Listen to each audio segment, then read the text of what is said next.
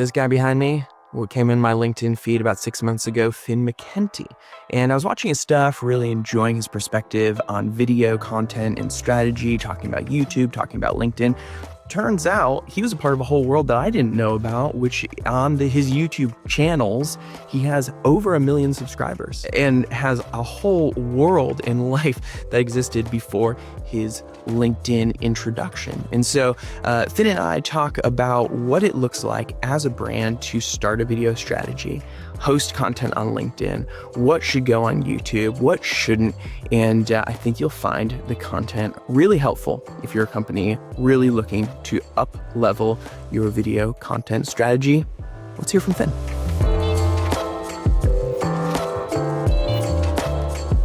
Thanks for taking the time to come on. I've been following you on LinkedIn a bit. I mean, it might be just being a child of 1990 and just our whole swath of millennials that I think you, but I've also been seeing others kind of bringing a bit of a different tone to LinkedIn. Yeah. And it's kind of cool. Yeah, it's super cool. I mean, I don't know any other way to be, I guess. So like, it's not like a deliberate choice on my part. It's just who I am, for better or worse. I'm not normal. That's for sure. Wish I was, but I'm not. And I think what you're seeing is that there's a lot of people who, for a long time, I think there's been this sort of idea that there's a trade-off between, being yourself and being professional. It's not true. And I think people are starting to sort of see that, I don't know, maybe in the 70s or 80s or something like that, that may very well have been true. And it might still be true if you're a hospital administrator or something. I don't know. But even then, I don't think it is. It's like, when has anyone ever said like, oh, well, Dustin's pretty smart and he's good at his job, but he's a little bit too funny, a little bit too likable. I don't think we want to work like it's never happened. They want to work with you. And it's very rare that someone has some particular piece of knowledge that they're the only person on the planet who has that knowledge. They do exist. Like my wife worked for Amazon. She sat across from the guy that created Java. Like, wow. He invented virtualization. Like, he's the guy. But most of us are not that. Like, most of us, the knowledge that we have is, I don't want to say it's like a commodity, but, there's plenty of people that know what we know.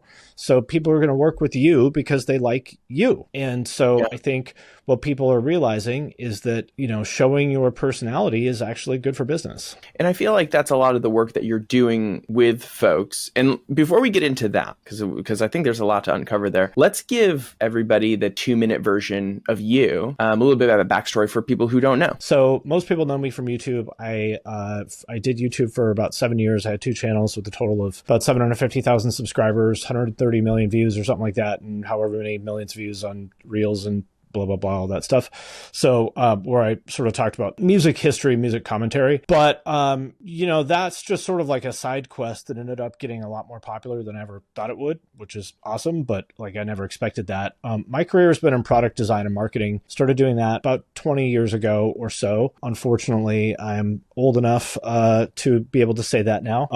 But started out kind of in the agency world, weaseled my way into an agency that was doing some kind of web stuff back in the early 2000s. I did some work for like Nike, Nintendo, Red Bull. The work was not fantastic, so I apologize to them, but it got my foot in the door. And then after that, I did more agency work. The thing I really kind of cut my teeth on was like in the mid 2000s. I worked at an industrial design and engineering agency and did a lot of stuff for Procter & Gamble, like Febreze, Tide, Swiffer, Bounce, that kind of thing. People in sort of like SaaS world like have no idea how big these brands are. Like Tide at the time I was working on it did something like 12 billion a year in revenue. And that was a long time ago. I'm sure it's bigger now. When I was working on Bounce, for example, the fabric softener, right? Yeah. They were doing 400 million units a year of that. So you think about like we added 1 cent of cost to that box with our design. So that means I got to write a check for $4 million. And think about what it takes to affect that whole supply chain, because there's X number of factories and every one of those factories has X number of lines, and you got to change the line sometimes to accommodate this stuff. Like if you add a new like die cut to the thing, they got to add a new die cutter thing to the line, and that's got to ripple out to all these factories, blah, blah, blah, all that kind of stuff. So learned a lot from that. That's just, I started out writing code and stuff. So like I appreciate software too, but it's cool to work on CPG and sort of learn that. After that, I worked for Abercrombie and Fitch for 4 years doing design and marketing. At the time, we were doing a lot of international expansion. So I spent a lot of time helping open stores in like Europe and Asia. Also did a lot of, went to a lot of factories in Asia and like China, Korea, Indonesia, and Hong Kong. And that was, again, very interesting to sort of learn a little bit more about that, which I knew some about that from, the P&G stuff, but it was, cool to go deeper on that. Then I worked at a startup called Creative Live that did online education for creative people. And by we, I mean the CEO, Chase, who also owned that first agency that I worked at. We raised like $60 million or something from like top tier VCs like Chamath and Reid Hoffman and Google Ventures and Greylock and all those people. I did that for like 4 years. And then I moved on and started doing YouTube and the other stuff that I'm doing. And here we are. Well, I mean, I feel like you did almost hit exactly 2 minutes. That was that was a lot of years in a short amount of time. Let's step out from the agency world, and now you've kind of pivoted into this YouTube space where you're also now learning a ton about that. What were some of the aha moments in terms of like, there's some momentum here? What were those like for you? Well, I started writing. I mean, I left out a lot of stuff, but like I started writing when I was in high school. I was like 37 or something, 38 or something when I started doing YouTube. And so I had already been making content for 20 years by the time I made my first YouTube video. And I had somewhat of a following as a writer. I'd been writing for websites and had blogs and stuff for a long time.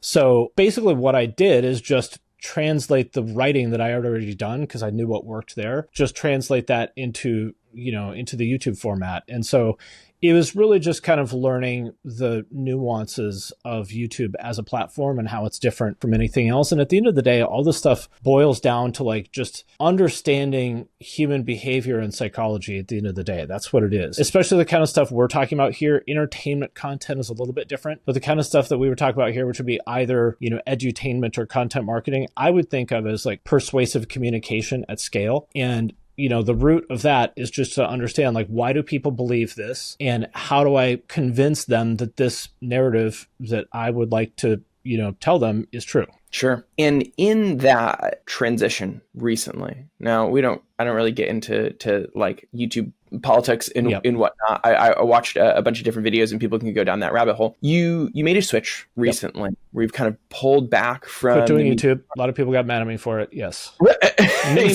many millions of views on videos about what a horrible person I am. Yeah. I watched it and I was like, man, this is dumber than Real Housewives. It's the same thing as Real Housewives. People want to have something to talk about, and it's going to be your turn to be in the crosshairs at some point. I have been in the crosshairs many times over the years, and it's just what you sign up for. Yeah, and obviously there's kind of like the backlash happening with that, whatever. Yep. But I think I found you in your what feels like pivot to focus on LinkedIn and bring the knowledge that you've built to businesses. And it seems B2B specifically is taking hold of this as well. Tell me a little bit about some of the early things you were beginning to do over this year and what you're currently working on in this transition. So I help entrepreneurs grow on LinkedIn and or YouTube. We can talk about sort of how to make the decision of which of those platforms, might be right for you, because I think that's a thing that a lot of people, maybe don't understand. But doing this stuff for a long time, because unfortunately I'm old. So, this is all very familiar territory to me coming from the agency world. I've informally consulted people for years. Someone will just say, hey, my friend wants to start a YouTube channel. Can you talk to him? Sure, no problem. So I've been doing that for years. So it's really just like putting more time into the thing that I was already doing. But that's basically it. I do some B2C stuff, but I would say it is mostly B2B people that I work with. Is it always founders typically, or are you working with marketing teams? I only work with founders. Occasionally I work with someone who may not be a founder, but I only work with people who have decision-making authority because I've spent so long, doing stakeholder management in my life. I don't want to do it. I know that I can make more money if I worked with bigger companies, but if someone's a middle manager, like anybody from the agency world knows how this goes. It's almost impossible to like actually be successful when you're working with a middle manager. Nobody has any power over anything. All you can do is sort of put your ideas out there, and they're going to run up the flagpole and they're going to get chewed up. And, what comes out is going to be 60% of what it could be. And I get it. Like, that's the business, but I don't want to do that. I only want to do great work, or at least the very best work that I possibly can, with people who are equally committed to doing that. So I only work with founders for that reason. Small exception if there's someone that maybe is like a C-level or something like that, but pretty much just founders. And when you're first meeting with somebody like that, let's just say the slate's clean. They have no audience built up or no background in either YouTube or LinkedIn. What is that kind of discovery of what their initial strategy could and should look like? What's that look like with you? Yep. So the first question I always ask people is what their goals are. I'm looking for goals in terms of specific business objectives with a time attached to them, because that's going to determine pretty much everything else. So let's say you sell t-shirts and you want to sell 5,000 units a month of your t-shirts. Well, that's possible. Right off the bat, I can tell you LinkedIn is not the place to do that, right? Because that's not where you reach a large audience of consumers. So YouTube could be a fit for that. And then you think about what decisions might we need to make if we need to move 5,000 units a month, model that at some reasonable conversion rate, and we've got to be getting millions of views a month. So if you need to get millions of views a month, that's going to in turn mean that you make a certain type of content that's very accessible, and you have to probably make a lot of it, blah, blah, blah, blah, blah. So you can see that's going to take you down one path.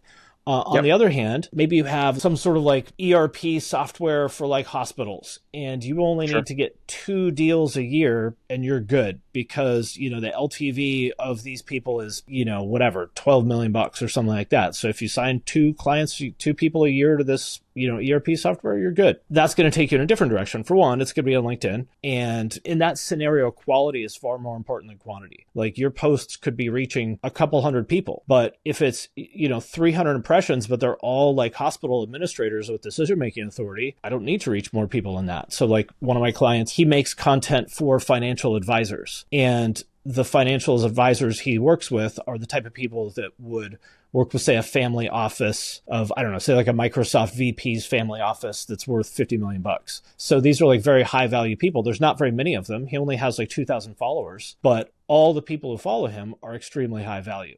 So to sort of answer your question, the strategy depends on your goals, and they're going to take you in very different directions. And so that's the place to start, is to clearly identify what your goals are in specific business terms, specific business objectives with a time frame attached, because that's going to basically dictate all your other decisions. And it might be that neither LinkedIn nor YouTube is the right one. Like I talked to someone else who he has a prosumer kind of SaaS product. So like the same type of people would use like Notion or Canva, but it's like a spreadsheet. He wanted to be getting 200 signups a month. And I was like, well, it's possible to get that from LinkedIn, but like that's hard and it's going to take you a while to get there, and he needs results in like a couple months. So I don't really think LinkedIn's a fit for that. YouTube has the volume, but it's a consumer entertainment app. So like, is that really the best place to be, doing acquisition for a spreadsheet? Maybe, but probably not. So I was like, I think probably SEO or paid is probably going to be actually your best route here. I don't think organic is really a fit for you, at least not at this point.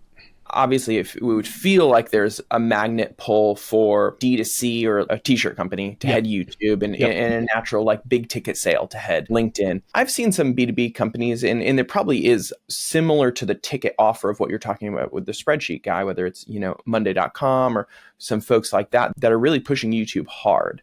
They're not very good at it though. Ooh, okay. Well, let's break that down. Tell me what you would change. I haven't seen Monday in particular, so I'm not speaking about them. But, there's a handful of B2B companies that do okay at YouTube. Like Ahrefs does all right, but mostly very bad, because most of them treat YouTube as like a performance marketing vehicle, like a bottom of the funnel performance marketing thing, where they're putting up like product demos and webinars and stuff like that. And these are getting 150 views. If for some people, if those convert at a sufficiently high amount, then that works out. But usually it doesn't. They'll say, oh, it's for SEO. Okay, well, who is searching for this? What's the actual search? How much traffic are you getting out of it? If it's working for you, great, don't change anything. But it's generally not working. And it's because they don't understand that it is a consumer entertainment app, and they're treating it like Vimeo, uploading these like boring product demos that like, why would anybody go on YouTube and watch that? Is that what you watch on YouTube? Right. They're using it for the hosting feature, which is the wrong play. Totally. We'll be releasing in the next couple of days the interview with Chris Savage, the CEO of Wistia. Oh, okay. Kind of similar idea, like counterintuitive to YouTube, right? That's what you should use Wistia for. Mm-hmm, exactly. Like if it's sales support, YouTube is a bad place to host those videos. Wistia is a great place to host your sales support videos, because they have all those features with like, all the analytics and the, engagement features and blah, blah, blah. Like, don't use YouTube as a video host. It's so small time, right? Like imagine somebody as part of the sales support process is like, here, watch my YouTube video with 45 views. You're like, what? Like it should be, if it's a sales support thing, it should be on a page on your company's domain with an Yep. embedded Wistia or Vimeo video, that's the right way to do this. Like if you're using YouTube as like a dumping grounds for sales support, that's A graveyard. something has gone wrong. Yeah. So let's talk about what a B2B company could do with YouTube. And obviously that's a little blue ocean, right? But maybe there's an example of somebody who's come to you who you did lead to the YouTube direction and begin to build a strategy. What does that look like? What opportunity exists there for somebody who is pushing high ticket Yep. to use that as leverage the channel? So the way I would look at it is rather than as a direct acquisition, like performance marketing kind of thing, where you hope they're going to search for whatever our product category is, and then our demo is going to be so good, they're going to click the link, book a demo, and then sign up. Look at it more as a top of funnel thing where your goal is to build authority and mind share in your category such that it will enhance the effectiveness of the other things you're doing that are further down the funnel. So I'll use Ahrefs as an example. So for anybody who doesn't know, this is like basically like keyword research software for SEOs. I don't think they actually do. I think it's all product led. I don't think they do sales, but let's pretend that they did. Now they have plenty of videos that, are getting 6-figure views on YouTube. So imagine that that was your company, and imagine that next time you went to a conference, everybody there knew the name of your company and knew what you did and knew what your product was, knew what the sort of company's overall point of view was, understood your values, your culture. Maybe they had seen your face, heard your voice a little bit, thought it was funny, heard a silly story or something that you told. What do you think that would do to your ability to convert those people? It would be like 10x, right? Think about it this way. Every salesperson in B2B, in order of preference, is pushing for, number one, a face-to-face meeting, right? Number two, probably a video call. Number three, we got the balloons. Like, yes, yeah. Video call. We got it. Number three would be a phone call. Because there's something that happens when you're sitting in the same room with somebody. There's all the sort of nonverbal communication. It's just something, there's just like a vibe that you feel when you're in the same room with someone. But obviously that doesn't scale. So now that people are used to Zoom and stuff, the next best thing is what we're doing right now, which is like, it's pretty close to that. We can read body language. We can react to each other. We've got all that kind of stuff that you don't get with email or something like that. So a video call is the next best thing. And I would say like a YouTube video can feel like that. And so that's the way I would look at this, is like, just get to know everybody in your space. And again, keep in mind, this is a consumer entertainment app. So let's say you did like healthcare software or something like that. Well, let's back up and think about how most people use YouTube. So the most common use case is you are making lunch or you're folding laundry. And you're like, okay, I got 15 minutes to kill here while I fold my kids' socks. So then you open up your phone or the TV, open up the YouTube app, scroll through the homepage until you find something that's about 15 minutes long, looks fairly interesting. Cool, watch that, right? That's how most people use YouTube. And then you have it on in the background while you're doing something else. So think about the content that you're going to make in that context. So let's say that you do make, healthcare SaaS, B2B healthcare SaaS. Well, nobody is going to put on, a product demo about, healthcare SaaS while they're folding laundry.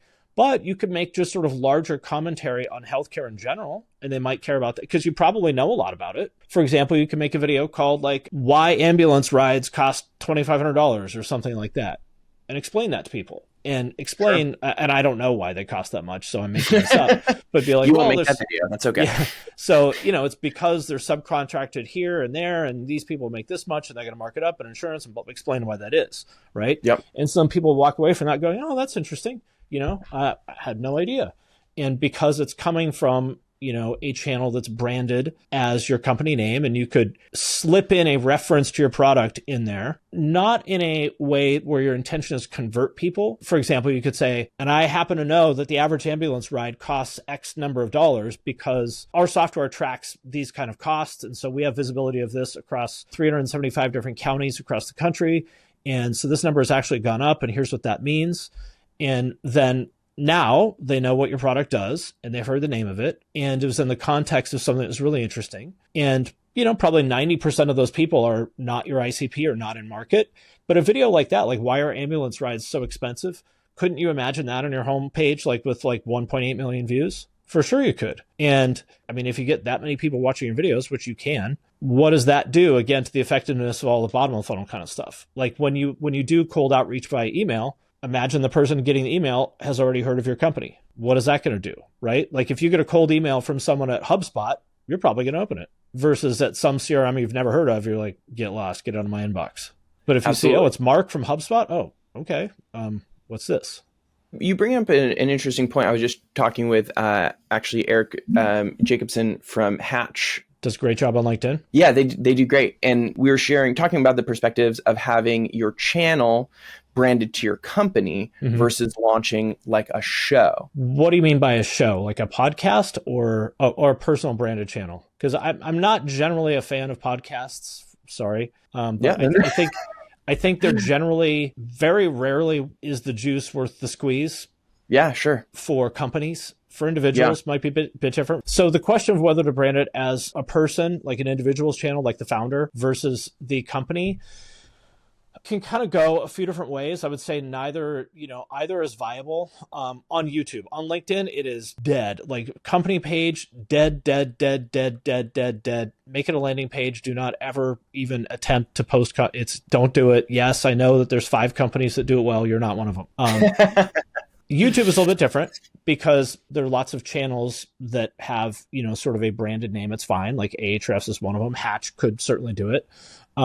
The thing to keep in mind is that, again, this gets back to my thing I said earlier about understanding like human psychology and behavior. And this is why like most of what I read about is like things like behavioral economics and psychology, because I want to understand like how are humans actually wired, because you can't change that. And like a lot of this stuff is like literally neurological. Like I was reading about something called like empathizing systemizing theory, and like they can see the difference in the size of parts of your brain. Like some people that have like stronger systemizing, like the physiology of their brain is different. So like you're not going to persuade that person to think differently because it's their brain.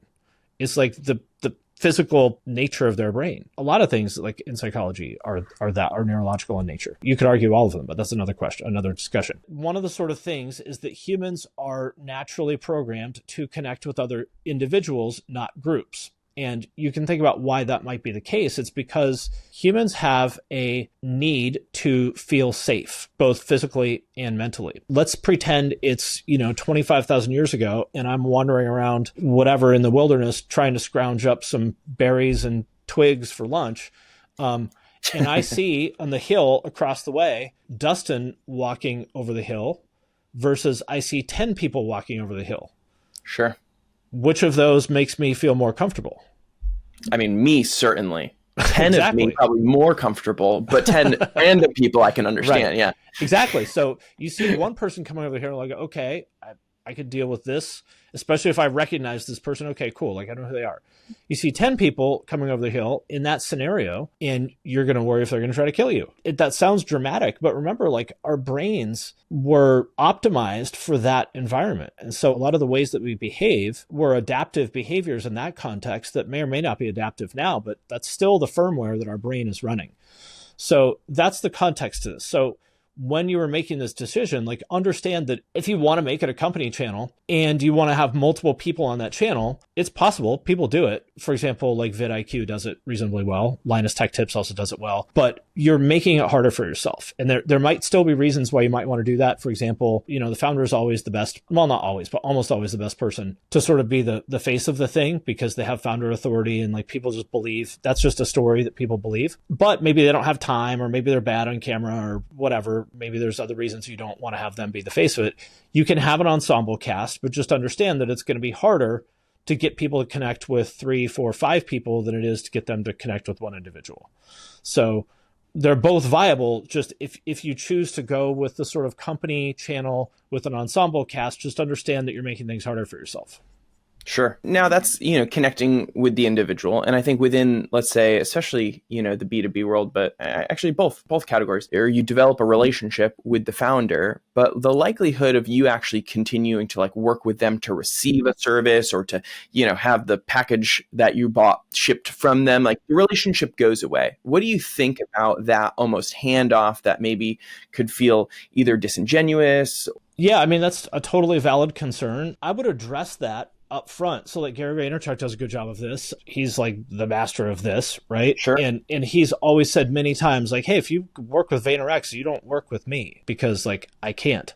But so he just sets that expectation up front. So nobody should be surprised by that. That's thing number one that I would do. But before you assume that that's going to be a problem, why don't you see if it's going to be a problem? Maybe it won't be. And if it is, then go from there. Like, see what is the issue that people are so attached to Dustin that they don't want to work with anybody, because that's one thing. Or is it maybe that the person they're being handed off to like has a different personality from you, and so maybe we need a different person in that role that's a little bit more similar to you? I mean, it just depends on the specifics. But in general, my point of view is like, don't try to solve problems before they exist. One of the things that you've shared as a part of your strategy, and this comes down to both LinkedIn and YouTube, is the idea of developing a channel narrative. Yep. Can you expand on helping businesses find that? Like I said earlier, I think of all this as persuasive communication at scale. If you think about what we're trying to do here, which I'm guessing that everybody listening to this is sort of in the B2B world, we're trying to convince people to do business with us, right? And so the narrative is, what is the story you would tell someone where if they believe that this story is true, then they're ready to do business with you? And to be clear, like, it should actually be a true story. Like, I'm not telling you to lie to people. I'm just saying, like, tell a structured narrative to people such that you convince them that it's true, and they're like, yeah, that makes sense. Okay, let's talk. So the three pieces of that are, first, what I call the differentiated point of view. So that's just sort of the first thing about, like, how do you see the world, and in particular, sort of, the niche that you focus on, in a way that's different and interesting and compelling versus everybody else in your space. So, like, for me, what I say is that opportunity goes to people who are most visible, not necessarily the people who deserve it, quote unquote. So in your content, everything that you do is going to chip away at this narrative such that if people consume your content for a while, they will come to believe that this is true. So that first part, you can think about all the times that this has been true, of opportunity going to people who are visible. So you're like, hey, you remember that crappy boss you had that was terrible at his job, but he was really good at getting in front of like execs and getting promoted? There you go. Or like, your competitor company that like their product kind of sucks, but they spend a lot of money on marketing. Everybody knows who they are. There you go. And so, it's this thing. So with that differentiated point of view, the reaction you want to get out of people, there's basically two reactions. Number one will be people saying, celebration. Number one will be people saying, yes, I've been saying that for years. Thank you. And those people are going to like you because they feel like they haven't been heard and you've validated them.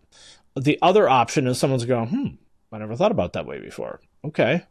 Like, they'll have that sort of light bulb moment. Either one, you're good.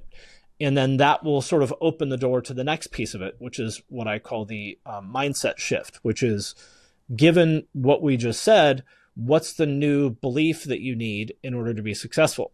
So for me, it's that if opportunity comes from visibility, then everybody needs a personal brand. Whether you're a founder, consultant, employee, like, it does not matter. Everybody needs one because visibility is the gateway to opportunity. I mean, geez, like, look at all the federal government layoffs that are happening right now. Like, oh, you thought your job was secure because you work for the feds? Nope.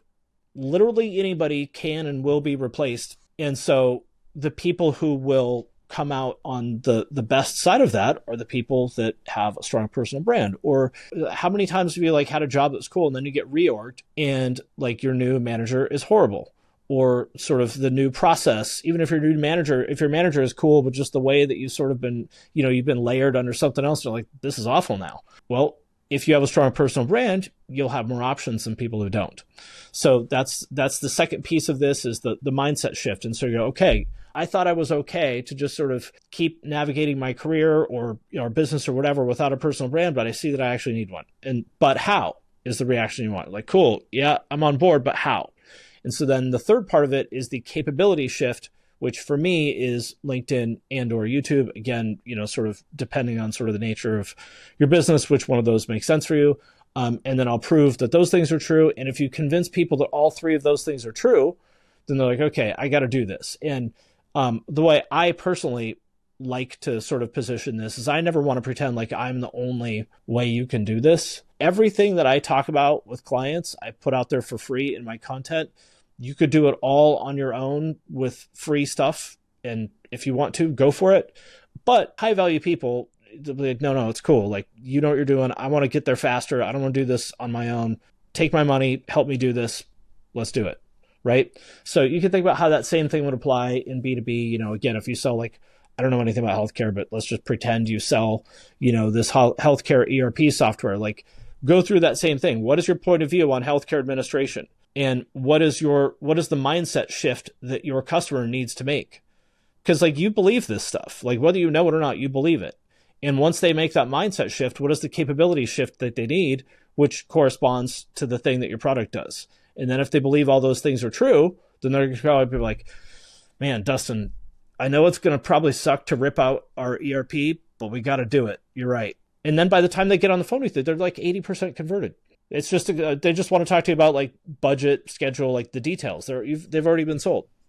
Yeah. And it's interesting. I think that approach of really having all of your cards on the table early on not only feels counterintuitive to what maybe old school or traditional sales was, which always felt like a lot of cards were kind of hidden up the sleeve that you were going to, get dealt at the end.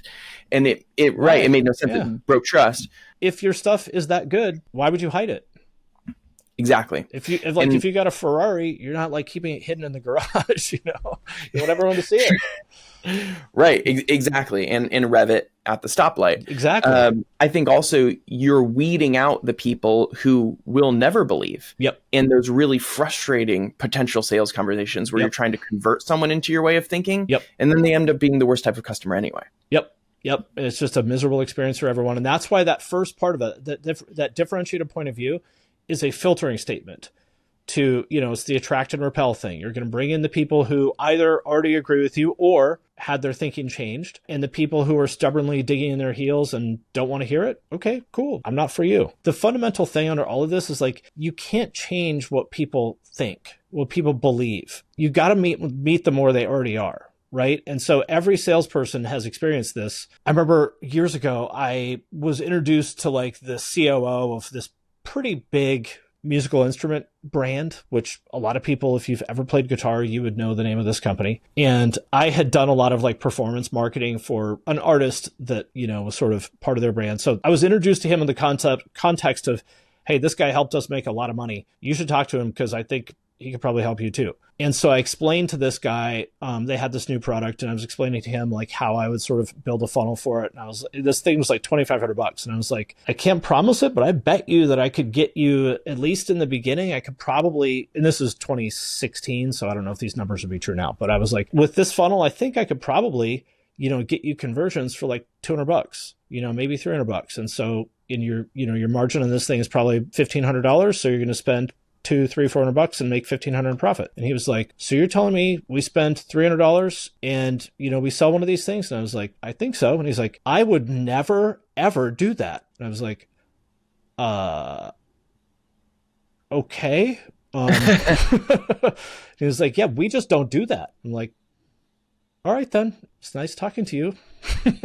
Interesting. Did he dive into the reasoning more? At the time, like the musical instrument industry, like didn't really do any direct to consumer. It was all through dealers like Guitar Center. And I think he just had no frame of reference. And this was a COO. He's not dumb. So something just didn't compute to him about this. And I was just like, okay, I'm not going to move this boulder in this conversation right now. So I'm just going to move on. And so to your point, like every salesperson has had those conversations where you're just like, okay, so you don't think email marketing works. Got it. Okay, well, there's probably nothing more for us to talk about. Exactly. And I think there's twofold in B2B, which is both the ability to build trust and help those clients close faster. There's also the time saved in conversations that you aren't going to get anywhere and the value related to that. So the leads that do come your way are very highly qualified and warm. Exactly. So it makes both a plus and minus side difference to having value by communicating clearly who you are, what you offer, and keeping people kind of in the sphere of your content. That's how I would think about YouTube. It's like for most B2B companies, there's probably some exceptions, but for most B2B companies, it's not about getting the leads directly from your videos. It's about everything you just said, so that when you do have those conversations, they already know all of that. So that then when you have that conversation or you do that email outreach or whatever, or LinkedIn outreach, then it's going to be 2, 5, 10 times more effective. Right. Now, when somebody's now built their channel narrative, right? You walked them through the first 3 steps. Yep. Now they actually have to begin creating content. Yep. So you have your story, you have your perspective in each of those things. What's now the first step in any direction when it comes to developing a video idea, a show idea? Where shouldn't you go that you might naturally go? So think about your content strategy as a spreadsheet, and the rows in the spreadsheet are the three pieces of that narrative: differentiated point of view, mindset shift, capability shift. Those are the rows. And the columns in that spreadsheet are the stages of the funnel: top of the funnel, middle of the funnel, bottom of the funnel. So top of funnel content is to grow your account. Middle of the funnel content is to go deeper with the people who already follow you. Bottom of the funnel content is to get them to take some sort of action, or really, really, really dive deep into the nuances. So all your content, generally speaking, this is not hard and fast, but generally speaking, I like maybe 60, 30, 10. So you just think about how would I talk about this part of our narrative in a top of funnel kind of way? So for example, reactions are a good way to do this, for most people. Again, let's say, I don't know why I picked healthcare because I know nothing about it, so it's probably a bad idea, but let's pretend you make this healthcare SaaS. A top of funnel way to communicate your narrative would be to react to TikToks, say from doctors or something along those lines. So then let's say your point of view is that the reasons why healthcare is expensive are poorly understood, but more justified than people realize. Let's say that's your point of view. I don't know. And so then you go on TikTok and you find people saying, this bed sheet costs $475. And then your reaction is okay, that's true. And $475 is a little bit much, but let me explain to you why this is as expensive as it actually is. And so you could imagine a YouTube video called, healthcare exec reacts to doctors' TikToks. Could you imagine that video having a couple 100,000 views? Sure. And in the course of that, you're going to it'll be sort of a lighthearted take on it, but you'll also drop some knowledge there. Is well, yes, technically these cost $400 each, but that's because they only buy 10 of them at a time. That's just how the math works out. If they bought 100 or 1,000 of it at a time, it'd be way cheaper, which is what we suggest people do. But, most hospitals don't for the following reasons. So that's the reason why you see that, when you go to a hospital, that's the reason why it costs so much. And someone will go, oh, that's interesting. You see this a lot. For example, there's a guy named the Plain Bagel who's a financial advisor or financial planner, I forget which. And he does a lot of reacting to investing TikToks.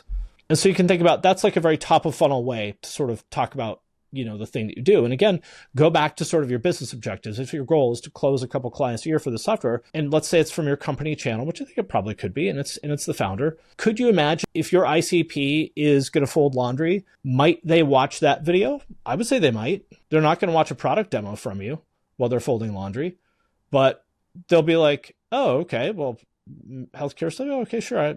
I'm interested in this. I'll put that on, and they'll be listening. They're okay, this Dustin guy, he knows what he's talking about. I was expecting this to be another one of these random jackoffs that doesn't know anything about this stuff. And I was going to roll my eyes, but this guy knows what he's talking about. Who is this guy? And then they'll look and be oh, okay, he has a SaaS company. Interesting. Okay. And then maybe they'll follow your channel, watch some of their videos, and then they run into a conference 9 months later. And they're oh, Dustin, I know you. I saw your reaction to that stupid TikTok about how much bed sheets cost. Thank you so much for explaining that. Nobody gets that. And you'd be yes, that's me. Thank you. Do you want to go have a drink? You're yeah, I got a couple hours before the next talk. And that's how you're going to close them. And Sure. This works. It does. With B2B, you have a lot of high ticket offers. What do you think about the idea when it comes to the ability to maybe create some sort of low ticket offer as part of content? For example, there's plenty of people who, like yourself, are giving away knowledge for free, but to work with you, is thousands of dollars, right? Yep. So maybe there's a space in between. Is that relevant still? Or do you tend to skip over and try and say, hey, stay in my free ecosystem until you go for the major buy? Totally viable. Yes. Lots of people do that. And that's just sort of a business decision to make on your part of whether it's something you want to do, whether it makes financial sense. It's the way I would make that decision is number one, to look at sort of from a revenue perspective. But let's say you can sell this thing for $89 and you could sell 10 of them a month at modeled this conversion rate. Is $900 a month enough for you to care? Maybe it is, maybe it's not. It's going to depend on you. Or do you think you can sell 100? Okay. Well, now we're talking $9,000 a month. That's probably a little bit easier to care about that. But do I want to create the kind of content that, gets the volume of views we would need to sell 100 of these a month? Maybe you do, maybe you don't. So these are the kind of things I help people with because it just really depends on the nuances of it. For example, let's say that, you have successfully delegated the entire sort of service part of your business to other people. And so that takes zero time for you, or like whatever, 10 hours a week or something. And so you're like, yeah, I got 30 hours a week to make content and sell this low ticket offer. Sure. Like, okay, well then that makes sense. But if you're still in the weeds, if you're still like really involved with delivering the service part of your business, I might be like, yes, could you get there in a year, to sell this low ticket offer? Yes, but I think your time is better spent growing this other part of your business because, you're getting people in at 20 grand. Think about the volume of low ticket offers you would need to sell on a monthly basis just to hit that same 20K mark that you're getting from one service client. I don't think it's worth it, but it depends. But it is totally viable. In general, the thing about like YouTube in particular, and we haven't talked about LinkedIn at all, but the thing about YouTube in particular is that it's a beginner audience.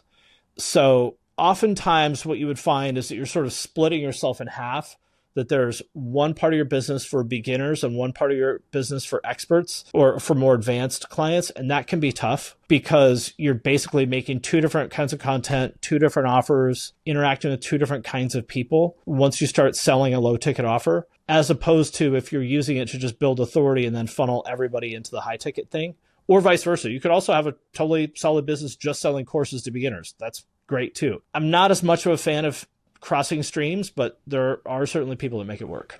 I'm glad you previewed LinkedIn because LinkedIn's been making major video changes over the last 6 months. The video feed's now a key feature. I've heard guesses that maybe it could become the default, and then the text I hope not, but it might. Yeah, secondary. Yeah, not insider info, but hypotheses that I've heard floated around. It wouldn't shock me. I hope they don't do that. I think they'll destroy the app if they did. It would change things. Yeah, quite a bit. Sure. I mean, no high value person is gonna. What, you gonna sit there and watch like SaaS TikToks? Like, no, it's not what high value people like. It will make the feed totally useless if that's what they do. Short form video is the same on every single platform. It is like passive entertainment brain rot content. That's what short form video is. You think of the nature of the interaction. It's not intentional. Whereas like YouTube long form content, you click on that. You go, oh, I use ChatGPT to rank #1 on Google in 1 hour on Ahrefs. Okay, I clicked on that and it's 15 minutes long. I want to watch this video. The nature of short form video is it's served to you passively. You're like, nope, yep, nope, yep. So the level of engagement there is so low. Another thing is like a lot of people don't even know who they're watching. Like you could ask your neighbor. Imagine your neighbor's like, oh, I love that girl that whatever, like pressure washes things on TikTok. I watched her videos for 20 minutes last night in bed.